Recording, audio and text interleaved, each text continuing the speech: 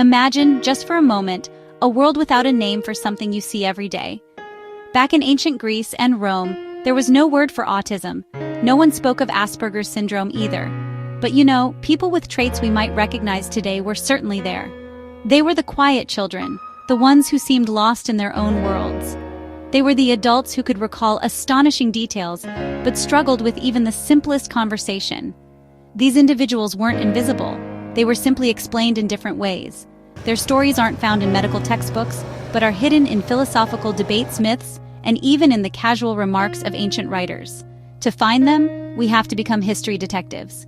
Ancient societies were full of keen observers.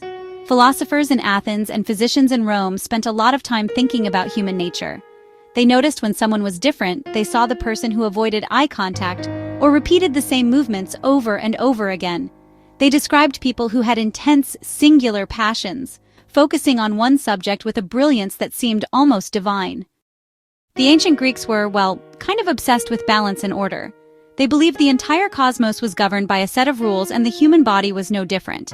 When someone behaved in a way that was considered unusual, they didn't immediately jump to conclusions about evil spirits, divine punishment. Instead, a physician, following the ideas of Hippocrates, would probably consider the four humors. This was the leading medical theory of the day. It proposed that the body contained four essential fluids: blood, phlegm, yellow bile, black bile. A healthy person had these four humors in perfect equilibrium. Your personality, your mood, your very health, it all depended on this delicate internal balance. If someone was withdrawn, intensely focused on a single topic, maybe prone to sadness, a Greek doctor would have a diagnosis: too much black bile. This condition was known as melancholy. Life in the ancient world, honestly, began with a test. In cities like Athens, Sparta, and in the Roman Republic that followed, a newborn baby was not automatically considered a member of the family. The father, the paterfamilias, held the power of life and death. He would inspect the infant shortly after birth. If the baby had a visible physical disability, a malformed limb for example, or was deemed too weak to survive, the decision was often brutal and swift. The practice was known as infant exposure. The baby would be abandoned, left on a hillside or in a public place, either to die from the elements or to be picked up by someone, maybe to be raised as a slave. In Sparta, this process wasn't even left to the family. It was a state matter. All newborn boys were brought before a council of elders. The elders would examine the child for physical fitness. If the baby was judged healthy and strong, he was allowed to live and begin the rigorous training to become a Spartan warrior. If he was found to be weak or deformed, he was taken to a chasm known as the apotheke and cast away. Once a child with unusual traits survived infancy, their path could go in many different directions. Ancient Greek culture, for all its harshness, sometimes made space for those who were different, especially if their difference came with a special skill. This is wonderfully illustrated in their myths.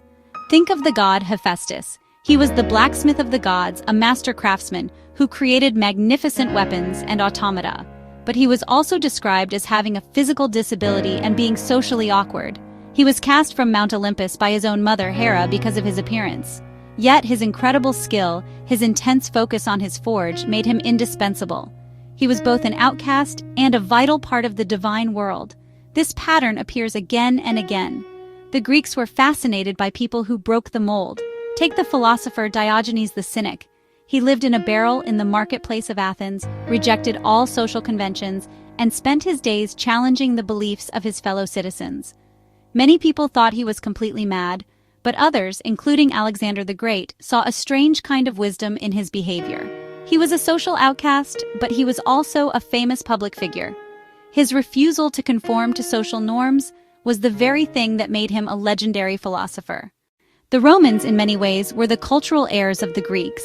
They inherited Greek philosophy, Greek medicine, and Greek ideas about the human mind. In the early days of the Roman Republic, their attitudes towards disability were just as harsh. The 12 Tables, Rome's earliest law code, gave the father the right to expose a dreadfully deformed child. Like the Greeks, they were a practical people, and a child who could not contribute to the family or the state was seen as a burden. For centuries, the story remained much the same.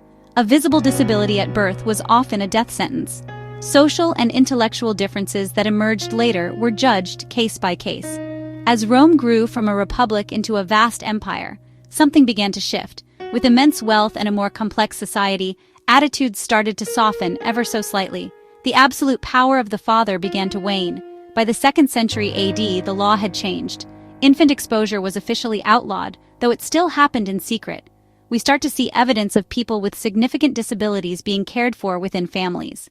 Tombstones and memorials were erected for loved ones who had been deaf, blind, had mobility issues.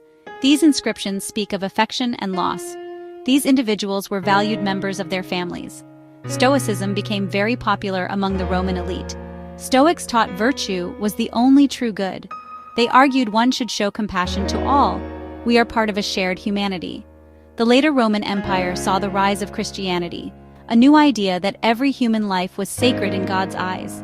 The Roman world was slowly, unevenly moving from a culture of exposure to a culture of care, creating new possibilities for people with all kinds of differences. As we move north, away from the marble cities of Greece and Rome, we enter a different world.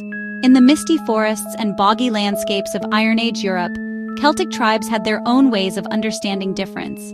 Germanic tribes had their own ways of understanding difference. There were no philosophical treatises on the four humors here. Explanations for an unusual child were rooted in folklore and the supernatural. If a baby was healthy at birth but then failed to thrive, or became withdrawn, quiet and distant, parents would whisper about changelings. They believed their beloved child had been stolen by fairies, elves, or other spirits, who left one of their own kind in its place. The changeling often had traits we might associate with autism. The stories describe them as being strangely silent or having an unsettling cry. They might be physically weak, but possess an odd, otherworldly wisdom. They might reject their mother's affection and seem emotionally cold. To the terrified parents, this was not their child. It was an imposter, a creature from the fairy world. The belief offered a narrative to explain a devastating and inexplicable change. It provided a reason for why their happy baby had become a difficult, remote toddler. Throughout history, survival for someone with autism-like traits often depended on one crucial factor. Could their difference be made useful? In societies that valued specialized knowledge, a person with an intense, narrow focus and a phenomenal memory could find a surprisingly secure place. Think of the bard storytellers of the Celtic world. Their job was to memorize thousands of lines of poetry, epic tales, complex genealogies. This was the community's history, its law, its entertainment, all held in the mind of one person. An individual with a remarkable capacity for rote learning pattern recognition, traits common in autism, would have been perfectly suited for such a role. Their social awkwardness might have been overlooked in light of their incredible and vital skill. This principle holds true across different cultures. In a religious community, someone who found comfort in rigid routine and ritual might have thrived as a monk temple attendant. Their dedication to precise, repetitive tasks would be seen not as strange, but as pious. In a craft-based society, the person who could spend endless hours perfecting a single skill, weaving complex patterns, forging intricate metalwork, carving detailed stonework, would have been a huge asset. Their intense focus, often a challenge in social situations, would become a profound strength when applied to their work. Their peculiarity would be their profession. It is a powerful lesson. Acceptance is not just about understanding the individual, but also about building a world that has a place for them.